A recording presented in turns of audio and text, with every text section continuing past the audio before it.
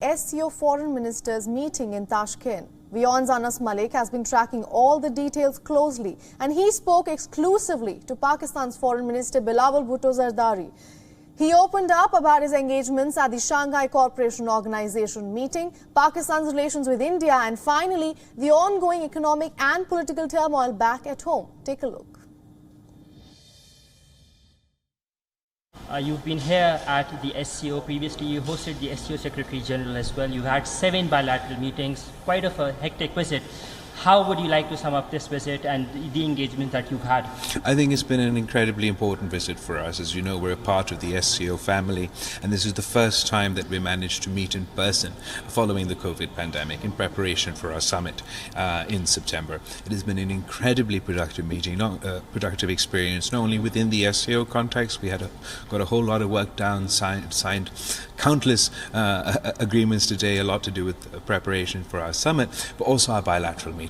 Where I engaged with the foreign ministers of the Central Asian countries, with the foreign minister of China. We had yet again, I think, our third bilateral meeting, second in person so far. I also got the chance to briefly interact with the Russian foreign minister on the sidelines. I think overall it's been an incredibly productive visit. So SCO is a platform to engage, right?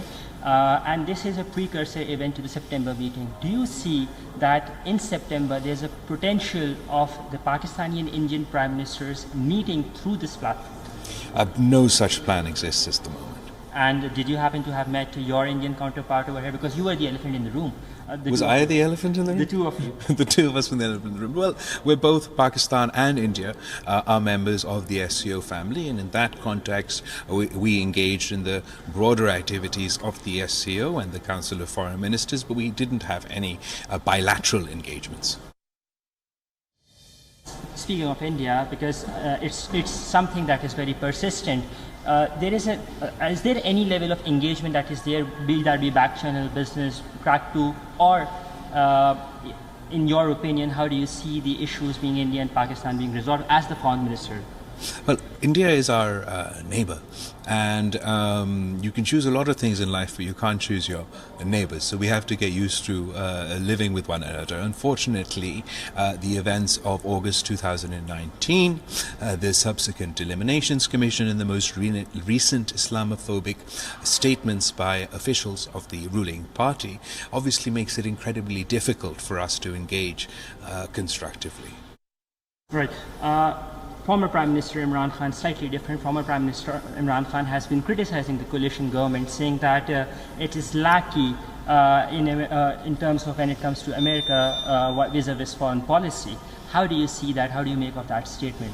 I think that there's no substance to those claims. I mean, Pakistan's foreign policy is one of engagement, and we engage with all countries. We're looking to find economic opportunities for our people, enhancing economic cooperation with all countries in the East and in the West. And obviously, we've engaged with America as well. But Mr. Khan attempted the same thing while he was in power. He attempted to engage all countries, including America. It's not our fault that he was unsuccessful. The coalition government recently saw that it faced a hefty defeat in Punjab, and the country's economy has been at a downhill since the shocker of a defeat in Punjab. Now, you hold a very important portfolio when it comes to foreign policy. So how do you plan on connecting that, the economic policy, economic diplomacy, with the foreign policy domain, number one? And how do you plan on uplifting the government or the coalition government following this hefty defeat in Punjab? Well, as far as the situation in Punjab is concerned, of the 20 seats that were up for by-election, all 20 seats of which belonged to an opposition political party, the government ally Muslim League Nawaz managed to gain 5 of those 20 seats. So the opposition lost 5 seats, but I understand that there's political turbulence back home. Everybody is aware of that. We are, as far as the economic situation is concerned. Every Pakistani knows that this economic